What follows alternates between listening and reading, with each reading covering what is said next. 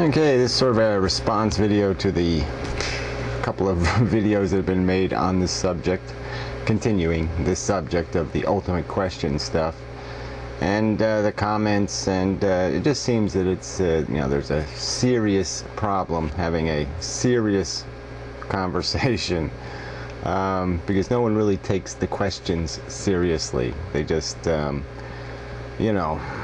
about how other people's thoughts and ideas are controlled by some sort of archaic understanding, while they talk from a platform of complete bullshit. I mean, just made up mush, So anyway, let's go through this again. Look, if you concede to the existence of evolution by natural selection, you're basically conceding that life was put into this position, that this matter evolved, that it coalesced. Nothing controlled it, all right? And there was this cell created that was reproducible. We don't know how unlikely the circumstances were. We can't duplicate the circumstances.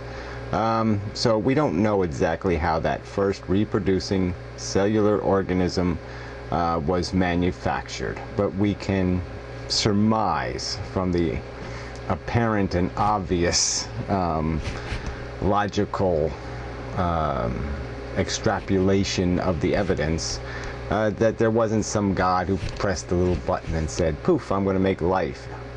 Because logically it makes no sense. All right? There was a creator, and he was going to create something as precious as consciousness. I don't think he'd leave it to billions of years of evolution to decide what form and shape that consciousness would take. That would be ludicrous and imbecilic. The whole idea of this infinite intelligence, or even any intelligence out there in the universe, in this mechanized system, as Matt perceives inside the structure of atoms, some sort of will, is just ludicrous, idiotic. It's just made up mush. It's pulled out of nothing. I mean, you can't argue with that kind of crap. I might as well be arguing with this spaghetti monster theory. I mean, it's just stupid.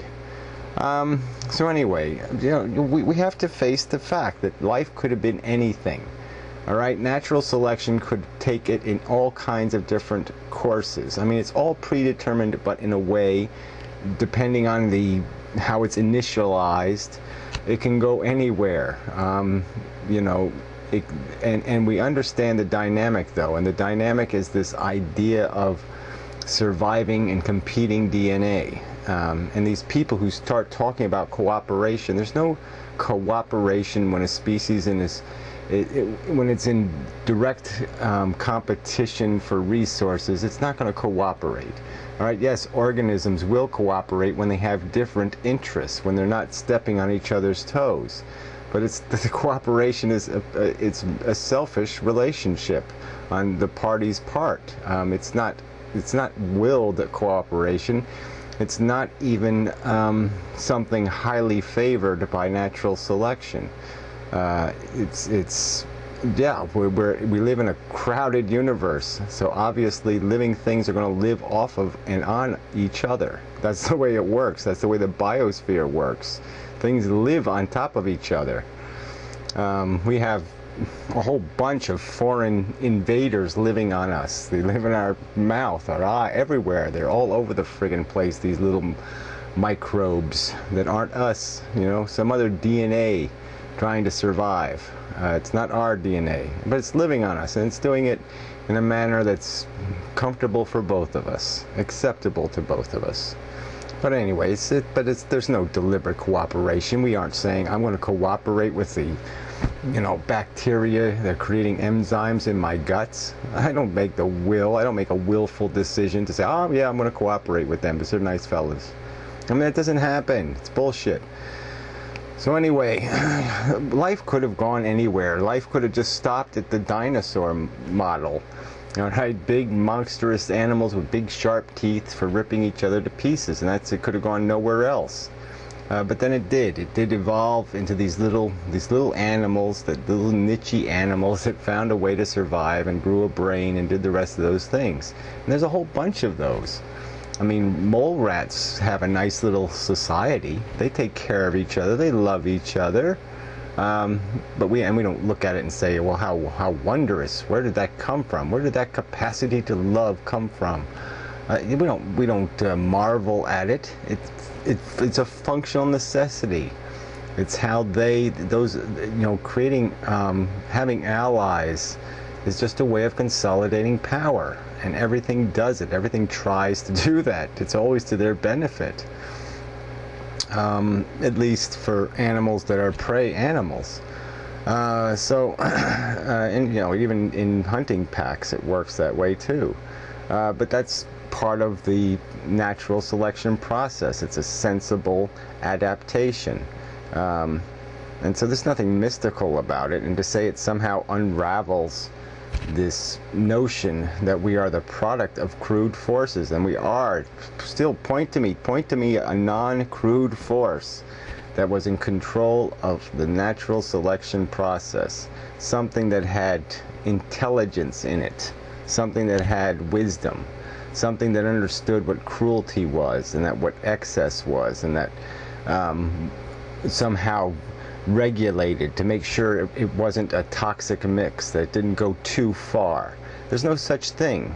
And so, certain people end their videos with something like, oh yes, we need to be smart and resilient and sane, and that somehow means that we have to accept phantasmagorical theory to do that.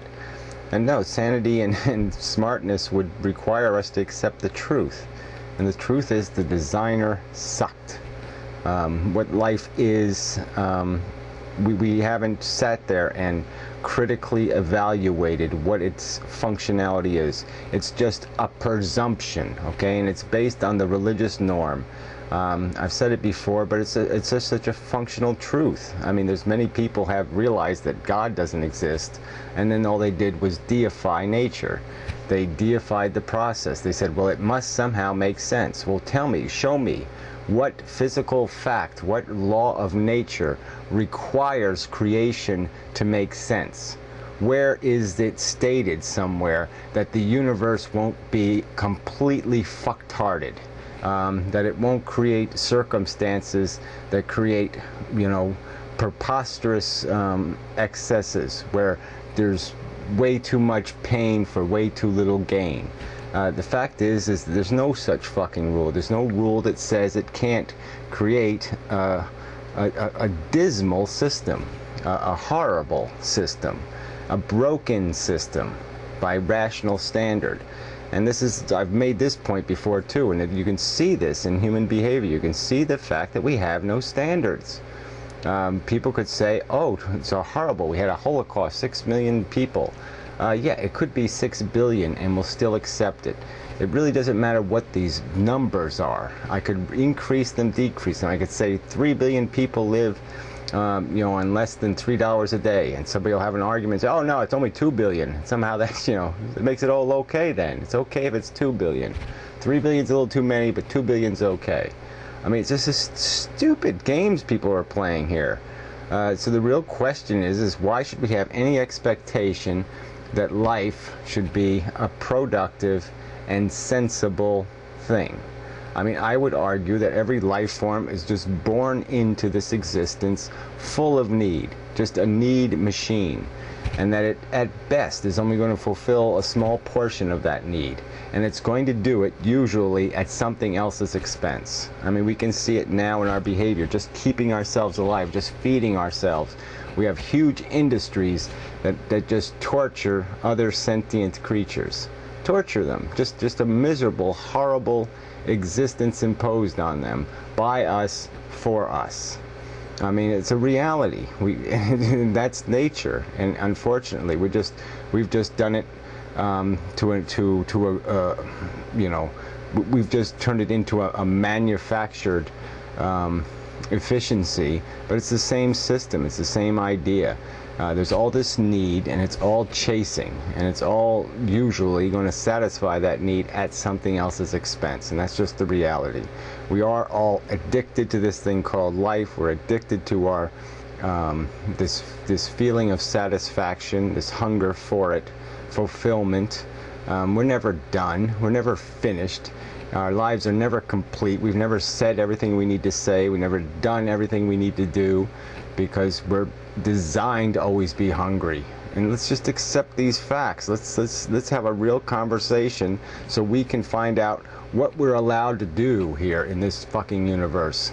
Are we allowed to be so bold and arrogant as to pronounce ourselves good, like God would say? Yes, he's looked at his creation and he said it is good. So where do you get that notion from? Do we really have a right to say that? Do we really have a right to say we are good? That what we have been and what we are is a productive and sensible thing? I mean, just demonstrate it with some sort of logic, some sort of evidence. But don't give me this phantasmagorical magic atom crap that somehow the universe is built to do something productive, because you just have nothing to base it on. Nothing.